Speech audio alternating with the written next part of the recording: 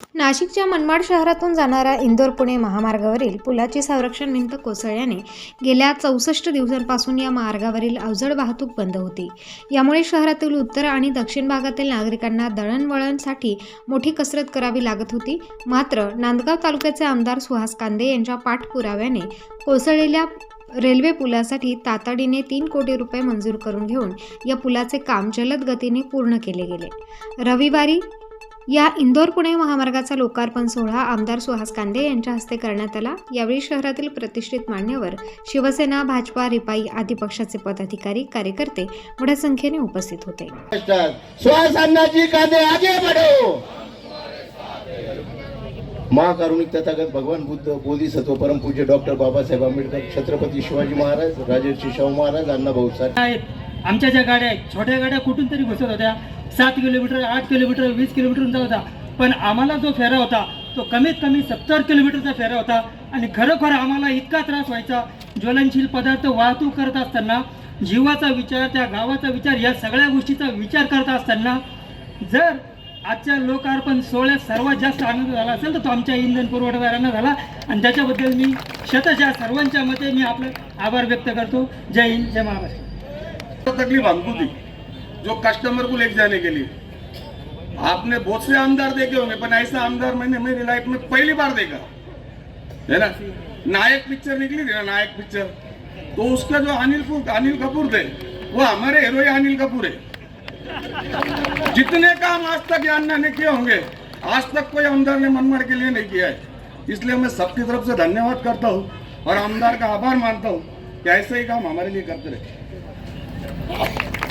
सेवा असतील, मोठ्या प्रमाणामध्ये आपण आरोग्याच्या सेवा सुद्धा या तालुक्याच्या शेवटच्या माणसापर्यंत पोहोचवल्या. आपल्याला सर्वांना माहिती आहे, अण्णांनी प्रत्येक गावात, प्रत्येक वार्डामध्ये आरोग्याची सेवा असेल, शासकीय सेवा असेल, मी आपल्याला खास करून सांगू इच्छितो का अण्णासाहेब, आपल्या या सेवांचा कमीत कमी 50 ते 60 हजार लोकांनी लाभ घेतलेला आहे. आणि आज या ठिकाणी या पुलाचं उद्घाटन होत असताना खऱ्या अर्थानं आपण या तालुक्यासाठी निश्चितच एक देवदूत आहात. ज्या ज्या वेळेस या तालुक्यातल्या कुठल्याही भागामध्ये कुठल्याही माणसावर संकट येते त्या वेळेस आपण देवदूत रूपाने त्या माणसाच्या मदतीला आपण धावून येतात. रेल्वे ओव्हर ब्रिज पुलाच्या उद्घाटनाच्या निमित्ताने व्यासपीठावर असलेले आदरणीय आमचे बंधू राजाभाऊ,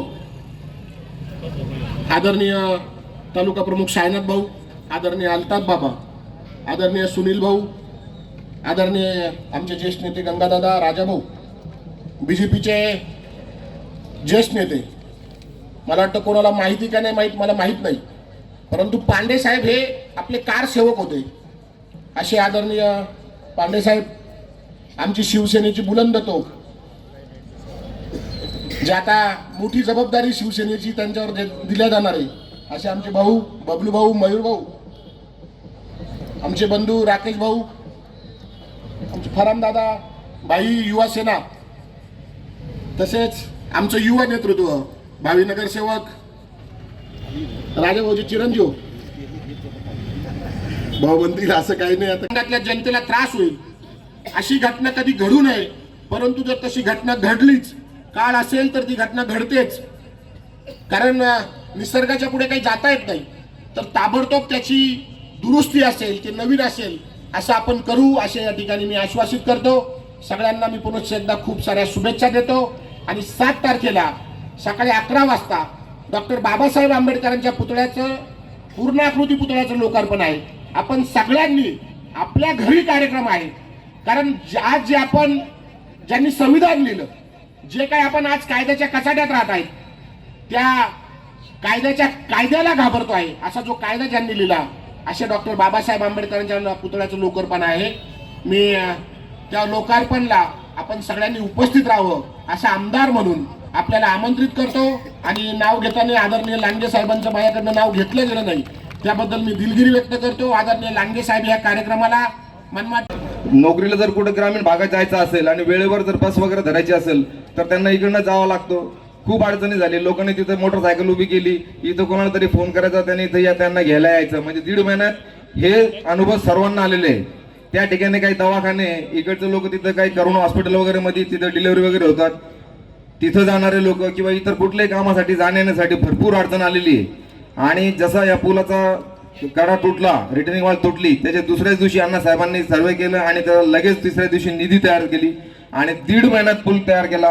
1.5 महिन्यात असं काम माझ्या आयुष्यात मी कधी बघितलं नाही. म्हणून ईश्वरचरणी प्रार्थना करतो गो, हे ईश्वरा सुहासांना आमच्यासाठी आमदार म्हणून कायमस्वरूपी नांदगाव तालुका असं काय असेल तर त्यांना कायमस्वरूपी आमदार कर आणि भविष्यात पुढच्या पंचवार्षिकला त्यांना मंत्री कर. एवढं बोलून मी अण्णांचे आभार मानतो. स्टार न्यूजसाठी बाबासाहेब कदम, नांदगाव.